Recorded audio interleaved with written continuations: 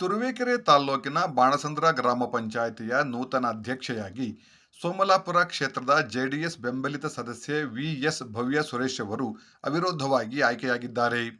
ಹಿಂದಿನ ಅಧ್ಯಕ್ಷೆ ಲಲಿತಾ ನಾಗರಾಜ್ ರವರ ರಾಜೀನಾಮೆಯಿಂದಾಗಿ ಅಧ್ಯಕ್ಷ ಸ್ಥಾನ ತೆರವಾಗಿತ್ತು. 18 ಮಂದಿ ಸದಸ್ಯರ ಬಲವಿರುವ ಈ ಗ್ರಾಮ ಪಂಚಾಯಿತಿಯಲ್ಲಿ ಸೋಮಲಾಪುರ ಕ್ಷೇತ್ರದ ಗ್ರಾಮ ಪಂಚಾಯಿತಿ ಸದಸ್ಯೆ ಭವ್ಯ ಸುರೇಶ್ ಒಬ್ಬರೇ ನಾಮಪತ್ರ ಸಲ್ಲಿಸಿದ್ದರು. ಚುನಾವಣಾಧಿಕಾರಿಗಳಾಗಿ ಕರ್ತವ್ಯ ನಿರ್ವಹಿಸಿದ ತಹಸೀಲ್ದಾರ್ ವೈಎಂ ರೇಣುಕುಮಾರ್ ಅವರು ಭವ್ಯ ಸುರೇಶ್ ಅವರು ಬಾಣಸಂದ್ರ ಗ್ರಾಮ ಪಂಚಾಯಿತಿಯ ನೂತನ ಅಧ್ಯಕ್ಷರಾಗಿ ಅವಿರೋಧವಾಗಿ ಆಯ್ಕೆಯಾಗಿದ್ದಾರೆಂದು ಪ್ರಕಟಿಸಿದರು. ನೂತನ ಅಧ್ಯಕ್ಷರ ಆಯ್ಕೆಯಾಗುತ್ತಿದ್ದಂತೆ ಭವ್ಯ ಸುರೇಶ್ ಅವರ ಬೆಂಬಲಿಗರು ಪಟಾಕಿ ಸಿಡಿಸಿ ಸಿಹಿ ಹಂಚಿ ಸಂಭ್ರಮವನ್ನು ವ್ಯಕ್ತಪಡಿಸಿದರು.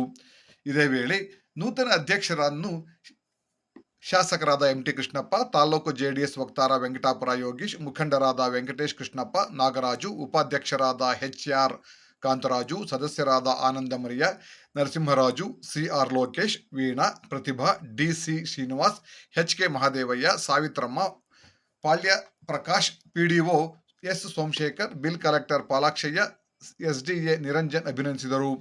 ನೂತನ ಅಧ್ಯಕ್ಷೆ ಭವ್ಯ ಸುರೇಶ್ ಅವರು ಮಾತನಾಡಿ, ತಮ್ಮ ಗೆಲುವಿಗೆ ಕಾರಣಕರ್ತರಾದ ಶಾಸಕ ಎಂಟಿ ಕೃಷ್ಣಪ್ಪನವರು ತಮ್ಮ ವಾರ್ಡಿನ ಸದಸ್ಯರು ಹಾಗೂ ಗ್ರಾಮ ಪಂಚಾಯತಿ ಎಲ್ಲ ಸದಸ್ಯರಿಗೆ ತಮ್ಮ ಅಭಿನಂದನೆಗಳನ್ನು ಸಲ್ಲಿಸಿದರು.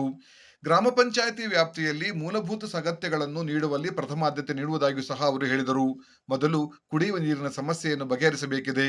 ಮುಂಬರುವ ದಿನಗಳಲ್ಲಿ ಮಳೆಯಿಂದಾಗಬಹುದಾದ ಅನಾಹುತವನ್ನು ತಡೆಯುವ ನಿಟ್ಟಿನಲ್ಲಿ ಕಾರ್ಯಪ್ರವೃತ್ತವಾಗಬೇಕಿದೆ ಎಂದು ಭವ್ಯ ಸುರೇಶ್ ಅವರು ಹೇಳಿದರು.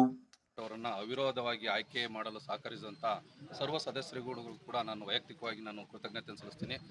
ಜೊತೆಗೆ ಈ ಒಂದು ಸ್ಥಾನಕ್ಕೆ ನಾವು ಬರಲಿಕ್ಕೆ ಕಾರಣಕರ್ತರಾದಂಥ ಶಕ್ತಿ ತುಂಬಂಥವರು ನಮ್ಮ ತಾಲೂಕಿನ ಜನಪ್ರಿಯ ಶಾಸಕರಾದಂಥ ಸನ್ಮಾನ್ಯ ಎಂ ಟಿ ಕೃಷ್ಣಪ್ಪಣ್ಣನವರು, ಅವ್ರಿಗೂ ಕೂಡ ನಾನು ಧನ್ಯವಾದಗಳನ್ನು ಅರ್ಪಿಸ್ತೀನಿ.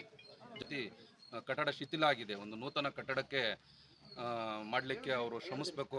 ಅವ್ರ ಜೊತೆ ನಾವೆಲ್ಲರೂ ಕೂಡ ನಮ್ಮ ಶಾಸಕರು ಸಹಕಾರ ನೀಡ್ತಾರೆ, ಜೊತೆಗೆ ನಾವು ಸಹಕಾರ ನೀಡ್ತೀವಿ. ನಮ್ಮ ಕುಟುಂಬದ ಸದಸ್ಯರು ಮತ್ತು ನಮ್ಮ ಸರ್ವ ಸದಸ್ಯರಲ್ಲೂ ಕೂಡ ನಾನು ಅವ್ರ ಅಧ್ಯಕ್ಷರಲ್ಲಿ ಅಧಿಕಾರ ಮಾಡಲಿಕ್ಕೆ ಸಹಕಾರವನ್ನು ಕೋರ್ತಾ ಈ ಸಂದರ್ಭದಲ್ಲಿ ನಾನು 2 ಮಾತು ಮುಗಿಸ್ತೀನಿ.